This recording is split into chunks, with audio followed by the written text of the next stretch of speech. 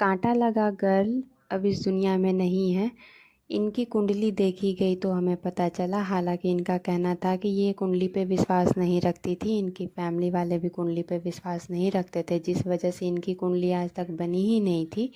लेकिन जब हमने इनकी कुंडली निकाल के देखी तो हमें पता चला कि इनकी कुंडली का जो 8वां घर था, जो 8 हाउस था, जो लॉस को दिखाता है, सडन डेथ को दिखाता है, बहुत सारी तकलीफ़ों को दिखाता है, वो एक तरीके से अंधकार है, अंधेरा है।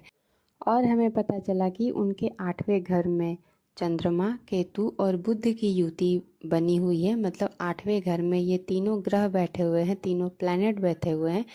इसमें सबसे वर्स्ट कॉम्बिनेशन है चंद्रमा और केतु की। ये जहाँ भी एक साथ बैठे हों वो कभी भी अच्छा रिज़ल्ट नहीं देते हैं। और उसी तरीके से इनके साथ भी हुआ। कुछ दिन पहले भी इनको कुछ न्यूरोलॉजिस्ट के पास जाना पड़ा था, कुछ इनको दिक्कत हुई थी, कुछ ऐसी डिजीज़ हुई थी जिससे ये जूझ रही थी, परेशान थी।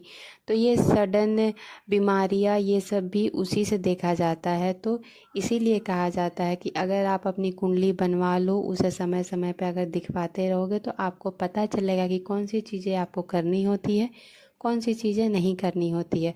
तो जहाँ तक हम बात कर रहे थे चंद्रमा और केतु की कंजक्शन की, तो ये बहुत ही ख़राब कंजक्शन है।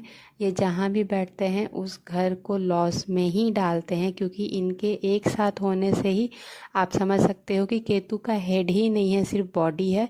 और चंद्रमा जो है वो हमारे मन का कारक होता है, वो इमोशनल अटैच होता है, उसके इमोशनल थॉट्स आते हैं।